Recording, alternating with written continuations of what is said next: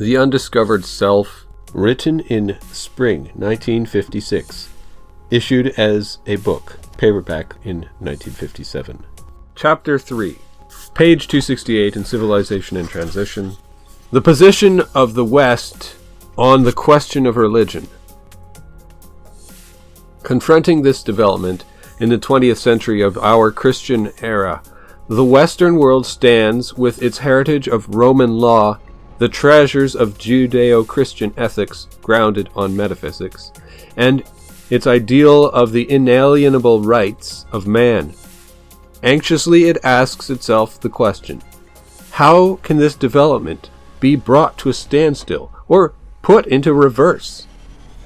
It is useless to pillory the socialist dictatorship as utopian and to condemn its economic principles as unreasonable, because, in the first place, the criticizing West has only itself to talk to, its arguments being heard only on this side of the Iron Curtain. And, in the second place, any economic principles you like can be put into practice so long as you are prepared to accept the sacrifices they entail. You can carry through any social and economic reforms you please, if, like Stalin, you let 3 million peasants starve to death and have a few million unpaid laborers at your disposal. A state of this kind has no social or economic crises to fear, so long as its power is intact. That is to say, so long as there is a well-disciplined and well-fed police army in the offing, it can maintain its existence for an indefinitely long period and can go on increasing its power to an indefinite extent. Thanks to its excess birth rate, it can multiply the number of its unpaid workers almost at will in order to compete with its rivals, regardless of the world market, which is to a large measure dependent on wages. A real danger can come to it only from outside, through the threat of military attack. But this risk grows less every year, firstly, because the war potential of the dictator states is steadily increasing, and secondly, because the West cannot afford to arouse latent Russian or Chinese nationalism and chauvinism by an attack which would have exactly the opposite effect of the one intended. So far as one can see, only one possibility remains, and that is a breakdown of power from within, which must, however, be left to follow its own inner development. Any support from outside at present would have little effect in view of the existing security measures and the danger of nationalistic reactions. The absolute state has an army of fanatical missionaries to do its bidding in matters of foreign policy, and these, in their turn, can count on a fifth column who are guaranteed asylum under the laws and constitutions of Western states. In addition, the communes of believers, very strong in places, considerably weaken Western governments' powers of decision, whereas the West has no opportunity to exert a similar influence on the other side, though we are probably not wrong in surmising that there is a certain amount of opposition among the masses in the East. There are always upright and truth-loving people to whom lying and tyranny are hateful. But one cannot judge whether they exert any decisive influence on the masses under the police regimes. Note: recent events in Poland and Hungary have shown that this opposition is more considerable than could have been foreseen.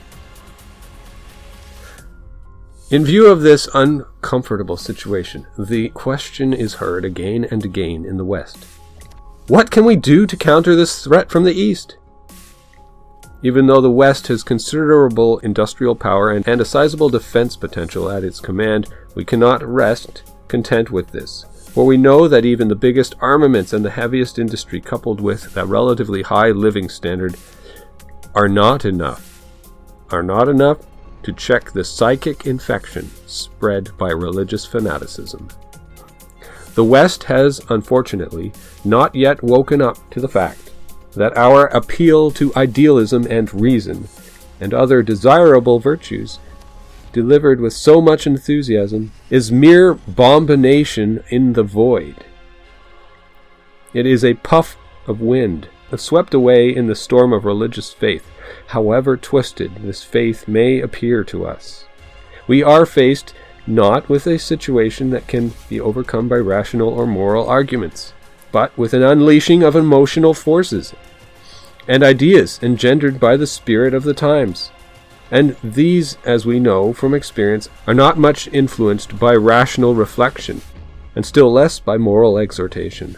It has been correctly realized in many quarters that the alexipharmac, the antidote, should in this case be an equally potent faith, of a different and non-materialistic kind, and that the religious attitude grounded upon it would be the only effective defense against the danger of psychic infection. Unhappily, the little word should, which never fails to appear in this connection, points to a certain weakness, if not the absence of this desideratum.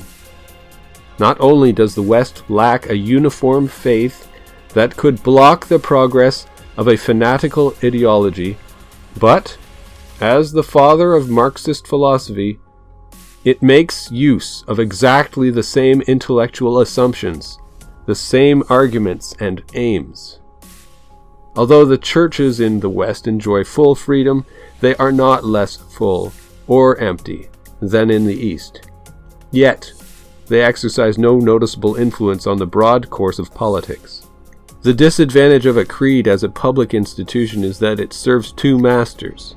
On the one hand, it derives its existence from the relationship of man to God, and on the other hand, it owes a duty to the state, i.e. to the world, in which connection it can appeal to the saying, "Render unto Caesar," and various other admonitions of the New Testament. In early times and until comparatively recently, there was, therefore, talk of powers ordained by God. Romans 13:1. Today, this conception is antiquated. The churches stand for tradition and collective convictions, which in the case of many of their adherents are no longer based on their own inner experience, but on unreflecting belief, which is notoriously apt to disappear as soon as one begins thinking about it. The content of belief then comes into collision with knowledge, and it often turns out that the irrationality of the former is no match for the ratiocinations of the latter. Belief is no adequate substitute for inner experience.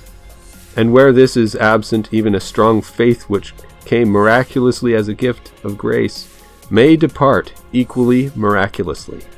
People call faith the true religious experience, but they do not stop to consider that actually it is a secondary phenomenon arising from the fact that something happened to us in the first place, which instilled something into us, that is, trust and loyalty.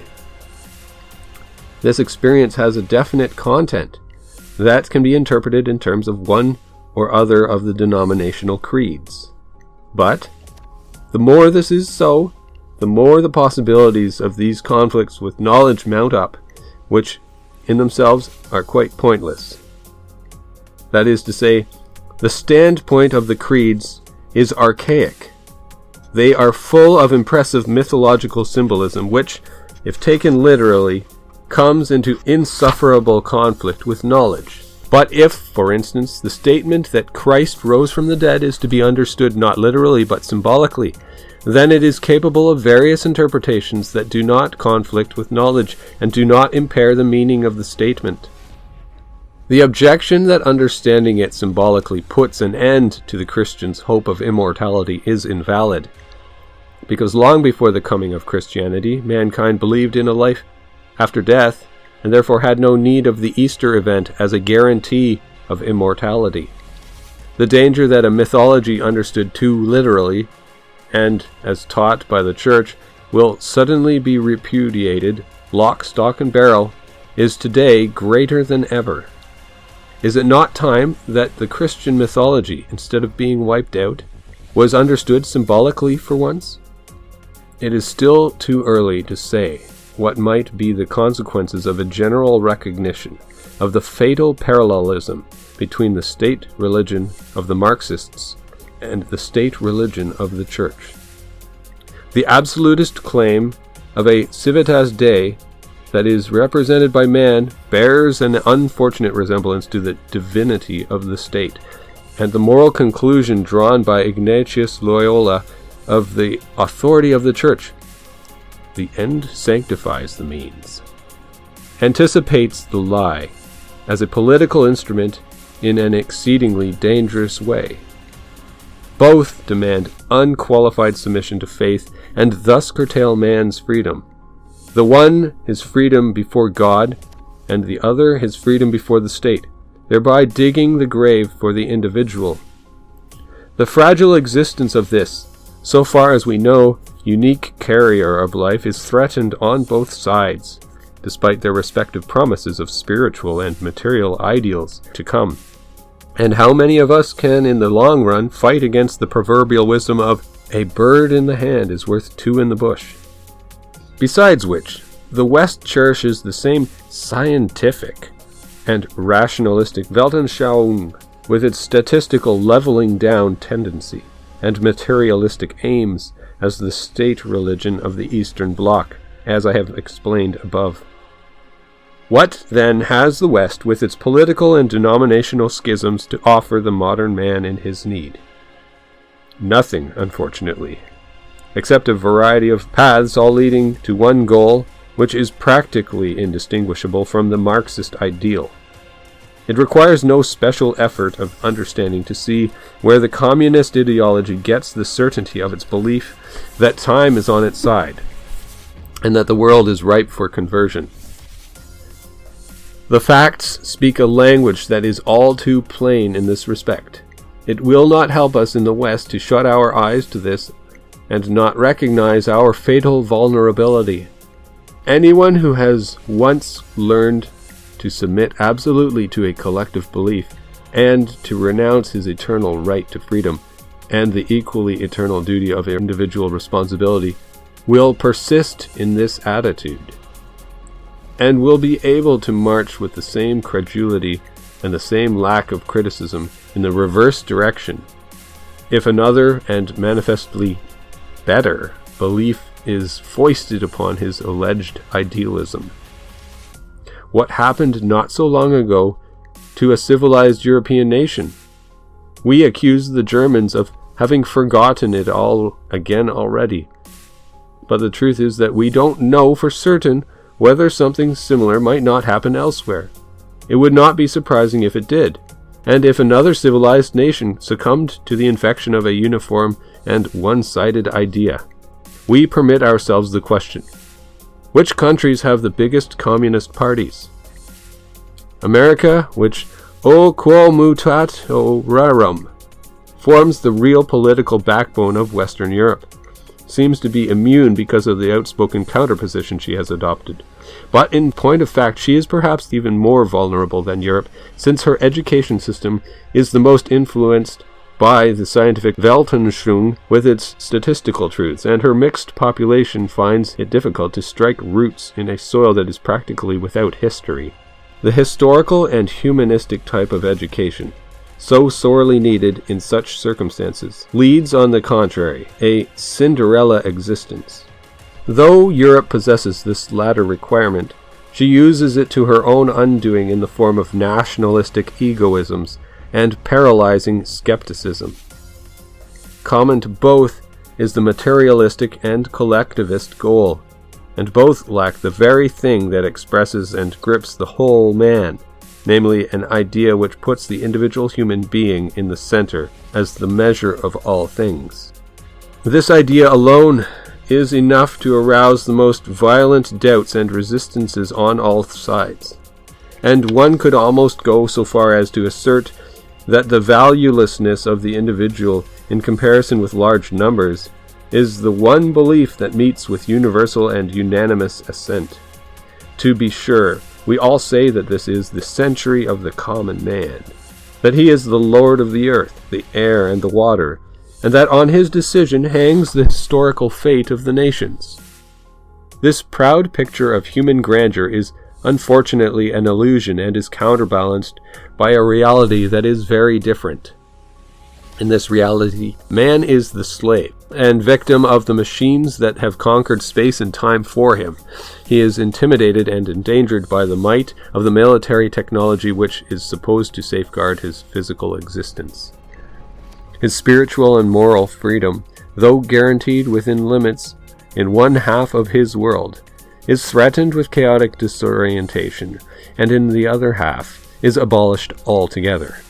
Finally, to add comedy to tragedy, this lord of the elements, this universal arbiter, hugs to his bosom notions which stamp his dignity as worthless and turn his autonomy into an absurdity. All his achievements and possessions do not make him bigger. On the contrary, they diminish him, as the fate of the factory worker under the rule of a just distribution of goods clearly demonstrates. He pays for his share of the factory with the loss of personal property. He exchanges his freedom of movement for the doubtful pleasure of being tied to his place of employment. He forfeits all means of improving his position if he jibes against being ground down by exhausting piecework. And if he shows any signs of intelligence, political precepts are thrust down his throat, with a bit of a technical knowledge thrown in, if he is lucky. However, a roof over one's head and a daily feed for the useful animal are not to be sneezed at, when the bare necessities of life may be cut off from one day to the next.